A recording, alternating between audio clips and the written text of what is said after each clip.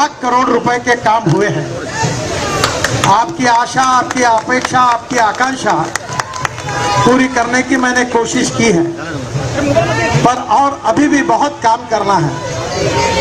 आपके सहयोग से हमारे नागपुर को हिंदुस्तान का सबसे सुंदर, स्वच्छ और प्रदूषण मुक्त शहर बनाना है। हम टाइगर कैपिटल है, अब लॉजिस्टिक कैपिटल हमको बनना है।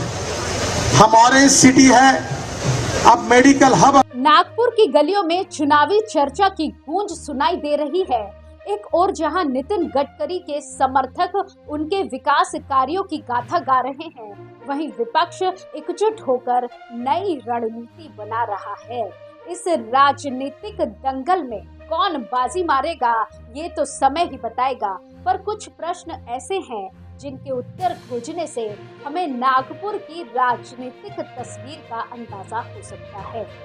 जैसे कि क्या नितिन गडकरी की आरएसएस से निकटता और विकास कार्यों की प्रशंसा उन्हें फिर से जीत दिला पाएगी?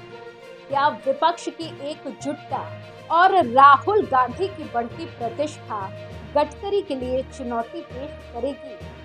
और सबसे जरूरी कि क्या ठाकरे और अन्य स्थानीय उम्मीदवार गडकरी के जनाधार को छीन पाएंगे? आइए इस मुद्दे पर चर्चा करते हैं और जानते हैं कि आगामी चुनावों में क्या होगी नागपुर की तस्वीर। नमस्कार, आप देख रहे हैं एयर।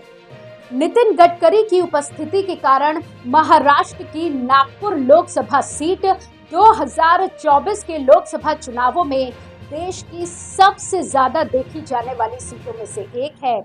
गडकरी एक कट्टर आरएसएस वफादार हैं, जिनके प्रशंसकों की एक बड़ी संख्या है और विकास कार्यों के लिए उनकी प्रशंसा की जाती है। आपको बता दें कि गडकरी ने 2014 में इस सीट से कांग्रेस के विलास मुत्तेमवार को 2.84 लाख वोटों के अंतर से हराया था। उन्होंने 2019 में वर्तमान महाराष्ट्र कांग्रेस प्रमुख नाना पटोले को 2.16 लाख वोटों से हराकर अपनी सीट बरकरार रखी।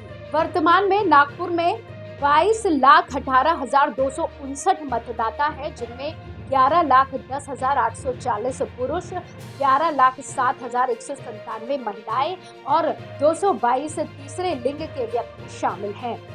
वैसे ये बात भी जाननी जरूरी है कि नागपुर राष्ट्रीय स्वयं सेवा संघ का गढ़ है, जो भाजपा की वैचारिक गुरु है।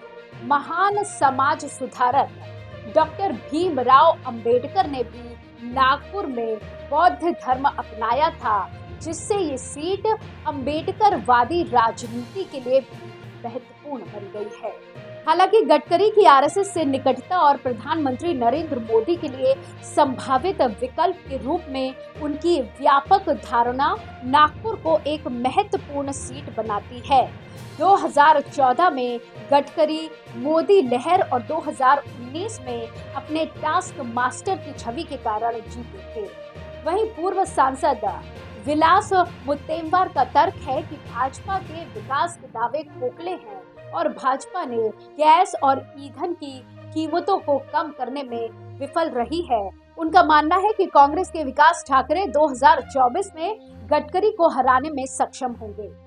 दूसरी तरफ भाजपा के पूर्व शहर प्रमुख एमएलसी प्रवीण दट्टे का दावा है कि गडकरी के नेतृत्व में नागपुर का व्यापक विकास हुआ है और उनका जीत का अंतर बढ़ेगा। उनका तर्क है कि गडकरी का जमीनी स्तर पर गहरा जुड़ाव उनकी शानदार जीत सुनिश्चित करेगा। कुल मिलाकर नितिन गडकरी 2024 के लोकसभा चुनाव में नागपुर सीट से जीत के प्रबल दावेदार हैं। हालांकि उन्हें विपक्ष की बढ़ती एकजुटता और मतदाताओं की नाराजगी जैसे कुछ चुनौतियों का सामना करना पड़ सकता है। इसी तरह की और खबरों के लिए जुड़े रहिए एयर न्यूज के साथ। धन्यवाद।